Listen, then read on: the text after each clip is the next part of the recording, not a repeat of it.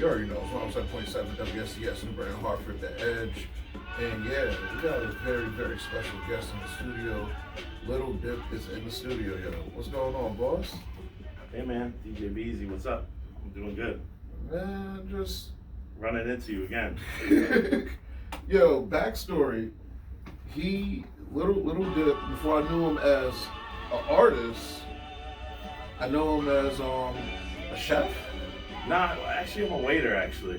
What? Yeah. Well, you're heavily involved with food. I'm involved, yeah, but I mean, you used to see me, Manny the chef, he used to have the parties when we had the lockdown. He would have a little bit of parties and try to get people introduced with his food. You'd be playing over there, so that was dope. But no, I ran into you at my restaurant, but yeah, I'm a server there actually. Word. Yeah. Well, you're around food and you're making money. Exactly. You know, so I didn't know you rapped until you came to one of my karaoke gigs in Manchester at the Honey Tiger, and it's like, who's this guy asking for Quiet Storm? I'm always playing. Yeah. So I'm just like, this is unusual to me. Always playing Quiet Storm and rapping over that, yeah. Yeah, so I didn't mind it and whatnot, but I just knew like there's gonna be a couple people from karaoke side saying like, what is this? And then at one point in time, I think after the third time, I was like, yo, he's gonna freestyle. Let's go. Like, you know what happened too is like, so I would go there and there's this dude Jason that goes there a lot. Yeah. You probably know Jason, maybe. He sits in the corner, but he's a quiet dude, but nice dude. Short glasses. Yeah. So he told me, he's like, why don't you go on Wednesdays? At the time, it was when, I don't know, might have switched, but it was like Wednesdays or Thursdays. But he's like, why don't you go? They got an open mic. There's a dude named Fatal Book that raps. So I linked up, I went there, saw Fatal Book, kind of learned the little things like getting the dongle, things like to do for open mics, little basic things, but things I did not know because I was just doing karaoke, rhyming Quiet Storms. Yeah. And then I was able to do that, and then that evolved into what's happening now. Because the thing with open mics, you're able to meet other artists, producers that's on the same wavelength. Like, yo, we're trying to get to this point in our art craft to the point where, you know, it could pay some bills for us, or whatever your goals are and whatnot. So it's like as an artist, you can do both karaoke and open mic, but the open mic is way more fulfilling. It's kind of good to see what's out there too, in terms of like, you can kind of see the other talent and be like, oh shoot, because the no talent in Connecticut thing is not, that's a myth right there. Yeah, we have a lot of talent in Connecticut. Just when I go to like one spot, I'm like shocked at how much talent is in the building, and that's one spot. Mm-hmm. But that's a lie. But also, what you said, like some people, a lot of these people be doing a lot of things too, like rapping, making videos. You can make a lot of, the networking is huge, plus just the camaraderie of like being part of like that group of like artists. It's nothing like it. You know, and also, still sharpens stills, iron sharpens iron. Of course. So you're around people that, you know, in a sense, they're not gonna sugarcoat. Like there's always gonna be people saying like, you know, you did all right. Like those fire emojis, like in real life. Yeah, everything you do is fire. Yeah, well, you know that's not true, but yeah, no, of course, like you're gonna get the real. Plus, you could measure it for yourself. You know, if you're you know, meeting expectations, you can see by other people how they're performing. Maybe your songs are dope, but your performance, you know, maybe your performance isn't the best. Yeah. I mean, I see this dude named Jay So Paid. I did a show last night in New Haven at Stella Blues. He had a show. He asked me to be on it. I did a little 20-minute set, but when he does the open mics on Tuesday nights there in New Haven, he's got the most energy I've ever seen. He's killing it. He's like a young dude from New Haven. He's the real deal. He's got it all going on. But just watching him perform makes me realize, yo, I got to step my game up. Not that I'm going to do it exactly like him, but just the importance of performing, not just having dope songs. Because the thing is, like, and you know what? It's a great thing you just brought that up, because Busta Rhymes, when he first got his, I saw you there too. Okay, keep going. I'm sorry. You know, it's all good. At that Woo show, that's fine. We'll take Busta Rhymes. So one of the things that Busta Rhymes was talking about on this UK podcast, when he got into hip hop, he really, you know, he wanted to become like, you know, he was a breakdancer first, and then he wanted to, be a DJ, but he didn't really understand the technology of it. So it took for him to like make a beat. Like this is like when he left Brooklyn to move to Long Island, and when he first met Charlie Brown, part of leaders of the New School, and it's like. Who's that? Little fact, that's hip hop, yo. So when Charlie Brown was like, okay, beatbox for me so I can rap, and it's like Charlie Brown like kind of like disrespected him. He was like, yo, what the heck is this? And that gave him the energy to be like, you know what? When I go home, I'm gonna write some lyrics, whatever. Yeah. And the next day, same setting, whatever. He does a beat for beatbox, and then he was like, "Yo, Charlie, won't you make me a beatbox so I can rap?" And he's like, "Oh, you got flows?" And then Busta Rhymes. This is what started Busta Rhymes. And the crazy thing is, he still got that crazy energy. Huh? Yo, remember that? Yo, that was a great show. That was a nice little treat because and to keep it real true. I mean, come on.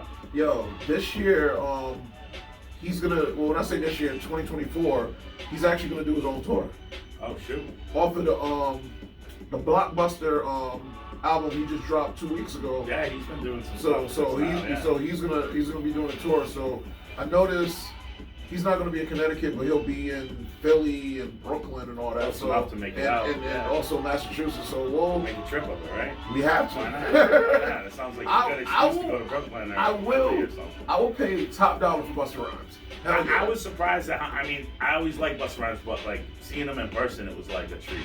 Like, obviously Wu-Tang, Nas, that was ridiculous, but seeing him perform is his energy. His energy is second to none, and he raps so quick, it's crazy. Yo, the wordplay, breath control, all that stuff. And that's something he was talking about in his UK interview, where like a lot of hip hop people at that time, they like, because he's bringing more a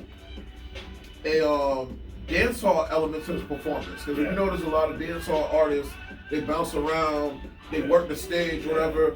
At that point in time, with a lot of hip hop artists, they just walk around. You know what I'm saying? So something that like Busta Rhymes was talking about, and even also going even before Busta Rhymes, Big Daddy Kane.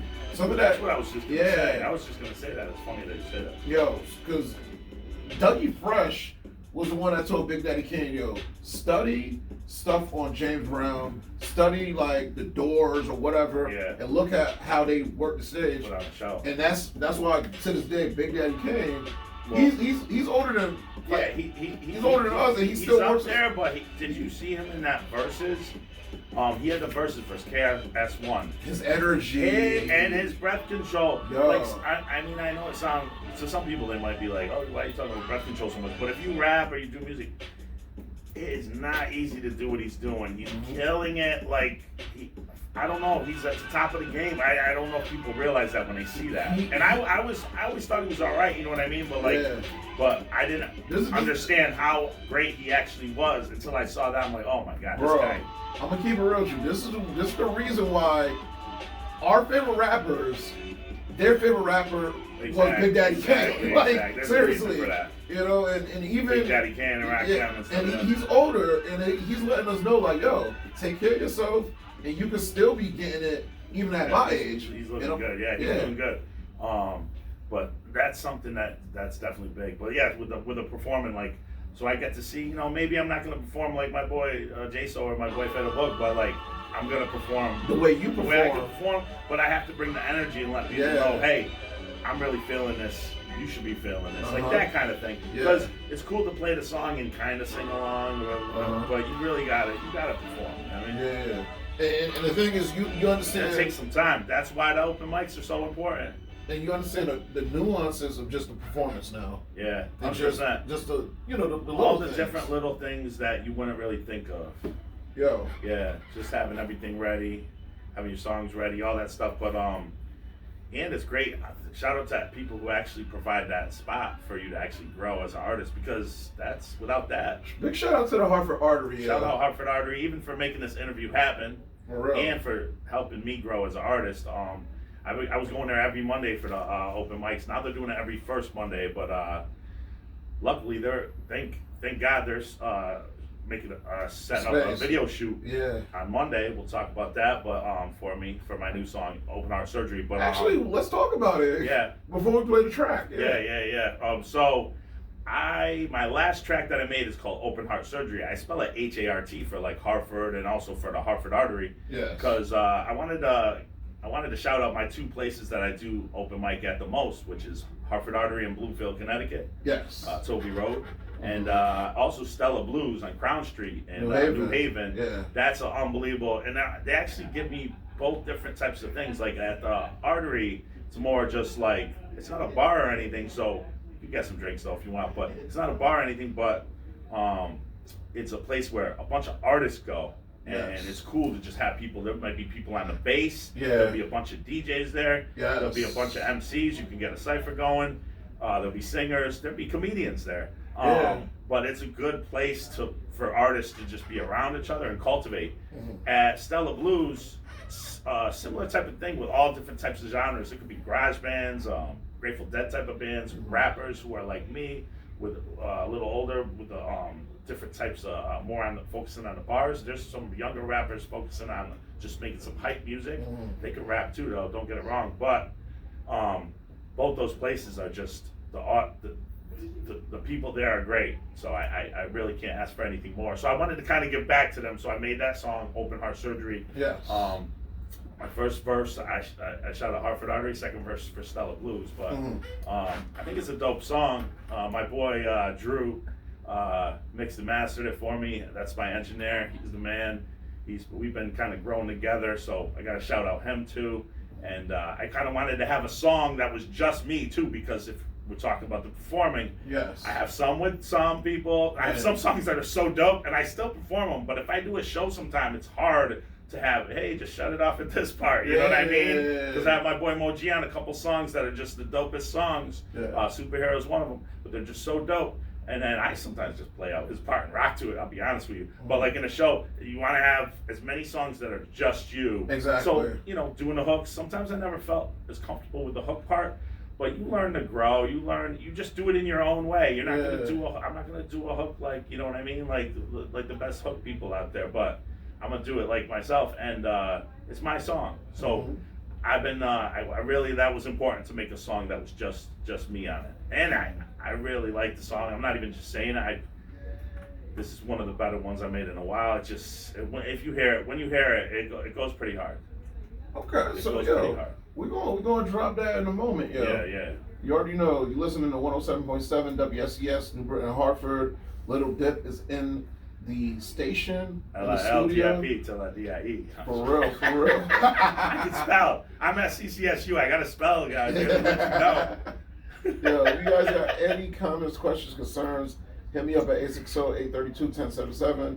If you don't feel like calling, you feeling shy, but you got those Twitter and Instagram fingers, yo, I'm on the Twitter. Well, now they call it X. Oh, yeah. That's hard to remember, Yeah. Now they call it X. And